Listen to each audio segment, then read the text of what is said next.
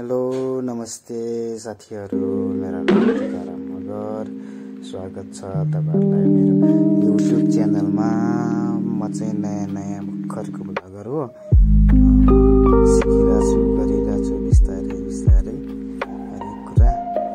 त्यही हो, पहिलोचोटि सबै सफल हुँदैन।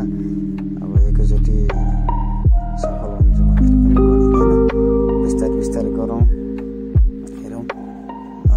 आजको चाहिँ ब्लग मैले चाहिँ अलिकति बाटोमा हिँड्दा कन्टिन्यू गरौँ भनेर हो है। अलि बाटो दिइराखौँ न त भिडियोहरू भनेर हेर्ने मैले भिडियो दिएँ। चाहिँ मैले गोप्रोमा चाहिँ मसँग चाहिँ त्यो एउटा गोप्रो थियो, अनि त्यो गोप्रोलाई चाहिँ भिडियो खिचेर यसमा चाहिँ मैले एडाप्टर हालेको थिएँ हैन।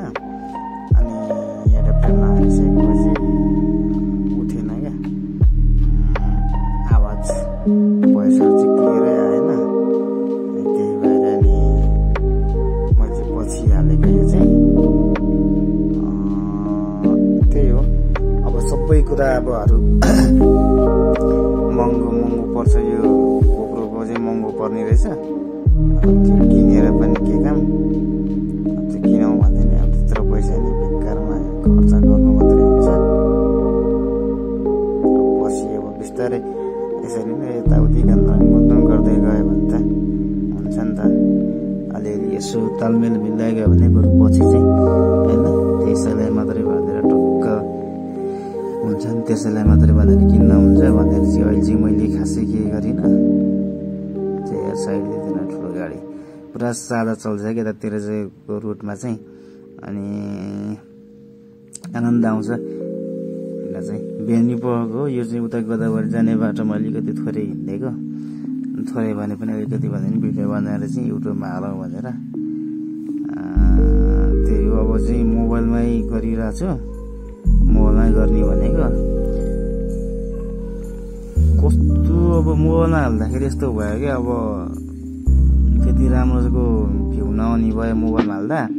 अनि यो उसमा चाहिँ क्यामेरा चाहिँ अब भ्यूहरू चाहिँ राम्रो आउने। अगाडिको यो बाइकको चाहिँ त्यो नि आउने क्या, अगाडिको बाइकको आकारहरू त्यो नि आउने। अनि पछाडिबाट त्यो के अरे मोबाइलबाट गर्दाखेरि चाहिँ अब कुनै एङ्गलै नमिल्ने क्या, कहिले कता एङ्गलै नमिल्ने, कहिले बाइक नदेख्ने, कहिले अगाडिको भ्यू नदेखिने।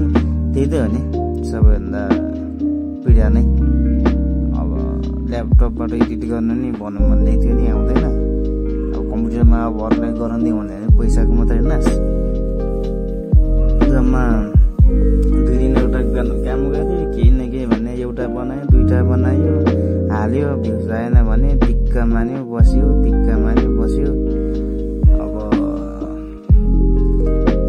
खोइ त यस्तै त हो, के गर्ने है। अब जति गरे पनि हुने कि होइन, त्यही पनि अब गरि त राख्नु पर्यो नि। एक न एक दिन त हुन्छ होला नि त भन्ने सबैको आशा त भइहाल्छ भनेर कन्टिन्यू दिइराखौँ भनेर हो।